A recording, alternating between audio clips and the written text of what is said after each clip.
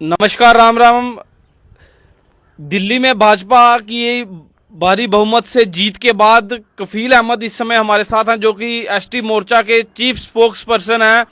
क्या कहना चाहेंगे कि जिस तरह से बहुत बड़ी जीत हासिल की है भाजपा ने दिल्ली के अंदर, राजधानी के अंदर। और मैं आपको बता दूं कि जिस तरह से कहा जाता था कि केजरीवाल को हराना मुमकिन ही नामुमकिन है, लेकिन भाजपा ने वो कर दिखाया। क्या कहते हैं कफील अहमद जी, हम इनसे भी जरूर बातचीत करेंगे। और ये एसटी मोर्चा के स्पोक्स पर्सन भी हैं जम्मू एंड कश्मीर के भाजपा के। सर, सबसे पहले आपको मैं मुबारकबाद देना चाहूंगा। दिल्ली से भारतीय जनता पार्टी ने बहुत बड़ी जीत हासिल की है।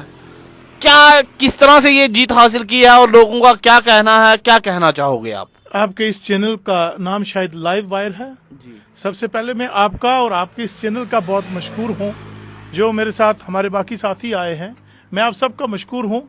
आज सबसे पहले दिल्ली की आवाम को बहुत बहुत मुबारक। और जिन लोगों ने वहाँ पर काम किया, भारतीय जनता पार्टी की एक बेहतरीन जीत हुई है दिल्ली के अंदर। क्योंकि जहाँ भी इलेक्शन होता था, और ये जो एक इंडिया ब्लॉक है जो यहाँ पर सब लोगों ने मिलके वहाँ पर भारतीय जनता पार्टी के खिलाफ इलेक्शन लड़ा। भले ही इस बार उनके उस इंडिया ब्लॉक के अंदर भी कुछ दरेड़ें रही। आपने देखा होगा कि अखिलेश यादव साहब किसी और की कैंपेन कर रहे थे, उनके दूसरे पार्टनर किसी और की कैंपेन कर रहे थे। अलबत्ता वो उनका मामला है। लेकिन सबसे पहले आपके इस चैनल की वसादत से दिल्ली की आवाम को बहुत बहुत मुबारकबाद पेश करना चाहता हूं, क्योंकि उन्होंने डेवलपमेंट को चुना, उन्होंने तरक्की को चुना, उन्होंने लोगों की बेहतरी को चुना। और देश के प्रधानमंत्री की वो जो पॉलिसियां थी, वो जिससे एक आम आदमी को फायदा होता था, उसको चुना। और वहां पर भारतीय जनता पार्टी की जीत हुई। जिस तरह से देखा जा रहा था, और आपने भी नेशनल चैनल्स पर भी सुना होगा कि जिस तरह से कहा जा रहा था कि केजरीवाल को हराना मुमकिन नहीं नामुमकिन है, और मोदी कभी भी जो है वो केजरीवाल को नहीं हरा सकते। और इसी के साथ साथ केजरीवाल जो है वो पीएम के सपने भी देख रहे थे। देखो, ये इलेक्शन में हराना या नहीं हराना ये बात दूसरी है, लेकिन नरेंद्र मोदी साहब की पॉलिसी जो है वो आम आदमी के लिए है, लोगों के लिए है, और इस देश के नौजवानों के लिए है, इस देश के गरीब के लिए है। मोदी साहब के सामने शायद कहने वाले ने क्या कहा, कैसे कहा कि मुमकिन है या नामुमकिन है। मैं ये कहता हूं कि नरेंद्र मोदी साहब की सरकार के जो काम किए हुए हैं, उनके सामने ठहरना बड़ा मुश्किल है। इलेक्शन, जो लोग इलेक्शन लड़ते हैं उनका सामना करना बड़ा मुश्किल है। जो मोदी साहब के खिलाफ इलेक्शन लड़ते हैं, मैं उनकी बात कर रहा हूं। जी, जिस तरह से देखा जाए तो केजरीवाल ने पिछले 2 इलेक्शंस में जो है वहां पर जीत हासिल की, और इस बार जो है वो मोदी जी का जादू वहां पर चला। क्या लगता है आपको कि जो डेवलपमेंट जिस तरह से पहले हो रही थी, क्या उससे बेहतर डेवलपमेंट जो है वो भारतीय जनता पार्टी वहां पर करेगी, या फिर लोगों को निराश होंगे वहां पर? देखो, भारतीय जनता पार्टी ने जो कहा वो कर दिखाया। आप भी जम्मू कश्मीर से हैं, आपने देखा जम्मू कश्मीर की जब नई ये जो हमारी सरकार बनी है नेशनल कॉन्फ्रेंस की, और इन लोगों ने वादा किया था कि अगर अगले दिन हमारी ओथ होगी, दूसरे दिन लोगों को 12 सिलेंडर मिलेंगे, 200 यूनिट बिजली फ्री मिलेगी, 5-5 हजार रुपया लोगों को मिलेगा, हैंडीकैप्ड विडो की पेंशन बढ़ जाएगी, इसके अलावा राशन डबल हो जाएगा, और मीटर, जो ये मीटर लगाए जाते थे स्मार्ट मीटर, इनको उखाड़ के दरिया में फेंका जाएगा। आपने देखा कि 16 अक्टूबर को जम्मू कश्मीर की सरकार की हलफ बर्दारी हुई। उससे लेके आज तक आप देखो, वो जो लोग दावा कर रहे थे अब वही कह रहे मीटर लगाना बहुत जरूरी है, और वो जो कह रहे थे हम राशन डबल करेंगे, वो तो राशन कार्ड कटवा रहे हैं।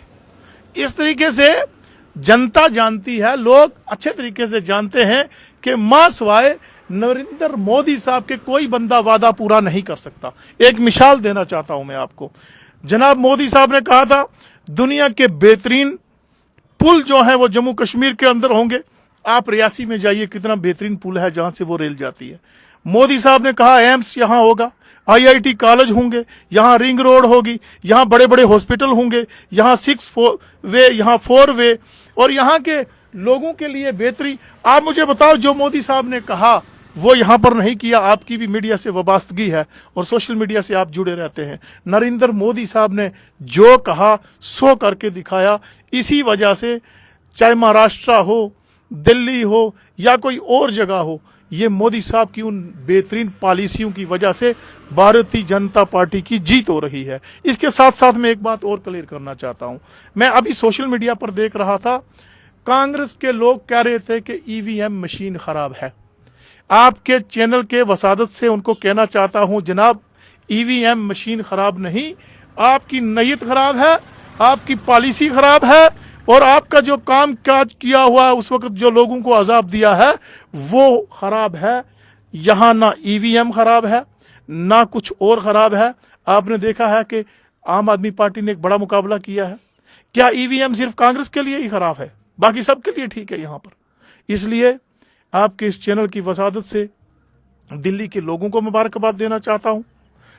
आप सब जो मीडिया के लोग काम कर रहे थे, चाहे आपका यहाँ कोई और चैनल है, इसी तरीके से मीडिया ने वहाँ पर भी काम किया, गली कोचे में पहुँचे और एक बड़ा मुश्किल चैलेंज जिसको कहा जा रहा था वो भारतीय जनता पार्टी ने कबूल किया और भारतीय जनता पार्टी ने दिल्ली में एक 27 साल अरसा के बाद वहां पर भारतीय जनता पार्टी की सरकार होगी। जिस तरह से देखा जाए बड़े चेहरे आम आदमी पार्टी के, उन्हें भी जो है भारतीय जनता के धुरंधरों ने जो है पछाड़ दिया है। जिस तरह से बात की जाए तो पूर्व मुख्यमंत्री केजरीवाल हों, चाहे उनके साथ के कैबिनेट जो मिनिस्टर सिसोदिया जी हों, और भी जो लोग थे, बड़े चेहरे थे जो, उन्हें भी जो भारतीय जनता पार्टी के धुरंधरों ने पछाड़ा है। क्या कहना चाहेंगे कि जनता ने किस तरह से देखा और उन्हें जो है वो वोट ना डालने के बजाय भारतीय जनता पार्टी को सपोर्ट किया? देखो, दिल्ली में लोग डेवलपमेंट चाहते हैं। दिल्ली में लोग झूठे वादे नहीं, प्रैक्टिकली काम देखना चाहते हैं कि ग्राउंड पर क्या हो रहा है, ग्राउंड पर कैसे बेहतर होगा।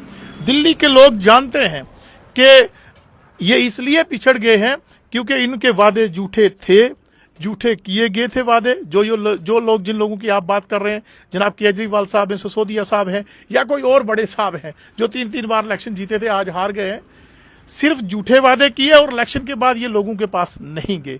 वहां सिर्फ इन्होंने एक हिंदू मुसलमान किया।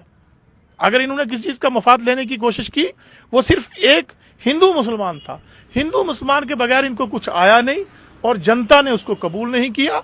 इसलिए भारतीय जनता पार्टी की एक बम्पर जीत हुई है, बेहतरीन जीत हुई है। जब हमने हिंदू मुसलमान की बात की, एक जगह पर जिस तरह से नेशनल चैनल पर बताया जा रहा था कि एक जगह पर 70% जो है वो मुसलमान आबादी थी, लेकिन वहां पर भी जो है भारतीय जनता पार्टी की सीट जो है वो जीती है।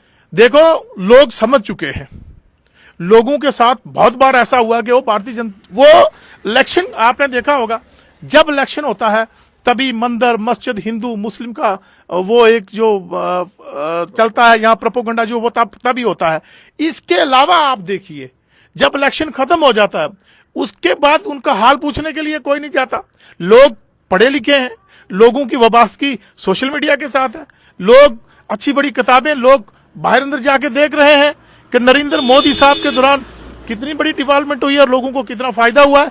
और आम आदमी की जो एक आवाज है कि मोदी साहब की जो पॉलिसियां हैं, बेहतरीन पॉलिसियां हैं, इसकी वजह से कोई हिंदू मुसलमान करे, कोई इलाका परस्ती करे, जो कोई मर्जी करे, लेकिन जीत भारतीय जनता पार्टी की होगी आइंदा भी अगर कोई इलेक्शन। जिस तरह से आपने पहले बात की कि जम्मू कश्मीर की आपने बात की कि JNK में नेशनल कॉन्फ्रेंस की सरकार और उन्होंने लोगों को बड़े बड़े सपने दिखाए थे कि 200 यूनिट बिजली फ्री होगा, 12 सिलेंडर दिए जाएंगे, 200 जो राशन है उसको डबल कर दिया जाएगा, लेडीज़ के लिए जो बसेस रेंट होगा वो फ्री होगा, और भी कई सारे ऐसे सपने जो दिखाए थे। लेकिन अभी तक जो है वो नेशनल कॉन्फ्रेंस उन वादों पर खरा नहीं उतर पाई है। क्या आपके इस पर विचार रहेंगे? देखो, आप सब ने देखा होगा और उनकी पुरानी रैलियां, आप दो चीजें देखते हैं। जब उनका जो इलेक्शन हुआ है, इलेक्शन में जो उन लोगों ने कैंपेन की है, उन्होंने हर जगह अलायंस कैंडिडेट लिखा है। आपने पढ़ा होगा, सिर्फ भारतीय जनता पार्टी का पोस्टर एक होगा जहां लिखा होगा कि बीजेपी के उम्मीदवार को वोट दीजिए, और जहां पर उनका वो आपको वो पोस्टर मिलेगा या बोर्ड मिलेगा, कोई चीज मिलेगी, वहां लिखा हुआ है कि अलायंस के कैंडिडेट को, मींस के उनके साथ कांग्रेस पार्टी थी। यूं ही उनकी सरकार बनी तो उन्होंने कांग्रेस को साइड कर दिया ना। आप भले बाहर से कुछ बोले लेकिन अंदर का आपको पता है जी। और बड़ी बात यह कि उस वक्त कहा गया था कि अगर 8 तारीख को नतीजा होता है, 10 को अलबरदारी होती है, उसी पहली कैबिनेट के अंदर ये सारे काम होंगे। ये मैंने नहीं बोला, आप उमर अब्दुल्ला साहब की स्पीच सुन लीजिए। उनका कहना है कि स्टेटहुड अगर वापस दी जाती है तो हम ये काम है उसी टाइम पर जो है वो करेंगे। क्या उमर अब्दुल्ला साहब को पता नहीं था जब इलेक्शन हुआ तब यूटी थी? ये वही उमर अब्दुल्ला साहब है ना जिन्होंने कहा था अगर यूटी रही तो मैं इलेक्शन नहीं लड़ूंगा। आपने देखा होगा, 1-2 साल पुरानी वीडियो इनकी निकाल के देख लो। क्या उमर अब्दुल्ला साहब को पता नहीं था कि यूटी में कितनी पावर होती है, एक एमएलए के पास, चीफ मिनिस्टर के पास कितनी पावरें होती हैं? क्या उनको हलबर्दारी के बाद पता चला कि ये यूटी थी? इसलिए इनकी कहने में और करने में ज़मीन आसमान का फ़र्क है। अब कभी स्टेटहुड का बहाना है, कभी बीजेपी का बहाना है, कभी कश्मीर का बहाना है, कभी जम्मू का बहाना है। वो सिर्फ जो प्रोटोकॉल है उसका एंजॉयमेंट कर रहे हैं, जो प्रोटोकॉल है उसका एंजॉयमेंट कर रहे हैं। गरीब लोगों को भूल चुके हैं। और अगर दिल्ली में वहाँ जो बड़े मजबूत अपने आप को दावेदार न सिर्फ सीएम बल्कि पीएम की ख्वाब देख रहे थे, अगर उन्हें हिसाब देना तो इनको भी पड़ेगा।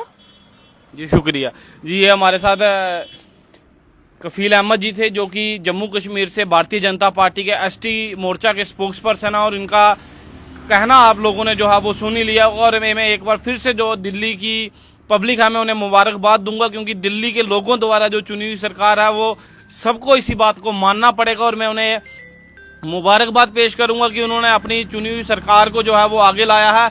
और आप इसी तरह की न्यू अपडेट्स के लिए देखते रहिए लाइव वायर, और मैं आपका भाई तुषार।